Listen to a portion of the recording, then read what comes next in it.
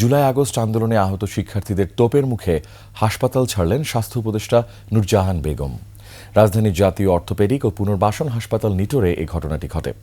সঠিক চিকিৎসা থেকে বঞ্চিত হওয়া এবং আহতদের জন্য বরাদ্দ অর্থ না পাওয়ার অভিযোগ আহত শিক্ষার্থীদের। আরও জানাচ্ছেন দীপু শিকদার। স্বাস্থ্য উপদেষ্টা নূরজাহান বেগমের গাড়ির উপর দাঁড়িয়ে এভাবেই বিক্ষোভ করেন আহত শিক্ষার্থীরা। এক পর্যায়ে গাড়িটি চলে যাওয়ার চেষ্টা করলে বাধা দিতে গিয়ে আহত এক শিক্ষার্থী গাড়ির নিচে আটকে যান। পরে গাড়ি তুলে তাকে বের করা হয়। বুধবার সকাল 11:30টার দিকে জুলাই আগস্ট আন্দোলনে আহত শিক্ষার্থীদের নিটোরে দেখতে যান ঢাকায় নিযুক্ত British high commissioner Sarah Cook এবং স্বাস্থ্য উপদেষ্টা নূরজাহান বেগম।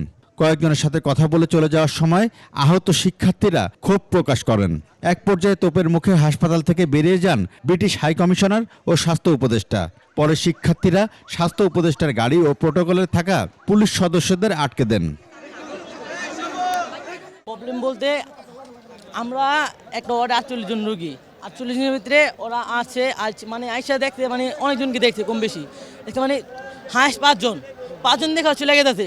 আমরা কি 5 জনগুলি খেয়েছি একটা ওয়ার্ডে? কোনো উপদেষ্টা বা কোনো সমন্বয়ক আসে তারা তখনই আমাদের তাৎক্ষণিকভাবে চিকিৎসা করে, এছাড়া আমাদের কোনো উন্নত মানের চিকিৎসা নেই। এখন কি সার্জারি আমার ছেলেকে দুধ দেবে কেন?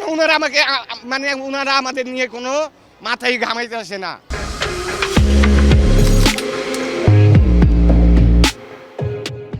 এক পর্যায়ে স্বাস্থ্য উপদেষ্টা ও পুলিশ প্রোটোকলের গাড়ি হাসপাতালের বাইরে বের করে দিলে আহত শিক্ষার্থীরা রাস্তা অবরোধ করে বিক্ষোভ করতে থাকেন। বন্ধ হয়ে যায় যান চলাচল। পরিস্থিতির নিয়ন্ত্রণে পুলিশ, র্যাব, সেনাবাহিনীর সদস্যদের মোতায়েন করা হয়। ওনাদের দাবিটাই হচ্ছে যে ওনাদের সুচিকিৎসার দাবি। ওনারা বলছেন যে ওনারা এখানে এসেছেন, কিন্তু ওনারা যে চিকিৎসা সহযোগিতা পাওয়ার কথা ছিল সেই চিকিৎসা সহযোগিতা অত ওনারা পাচ্ছেন না, এটা ওনারা আমাদেরকে জানিয়েছেন।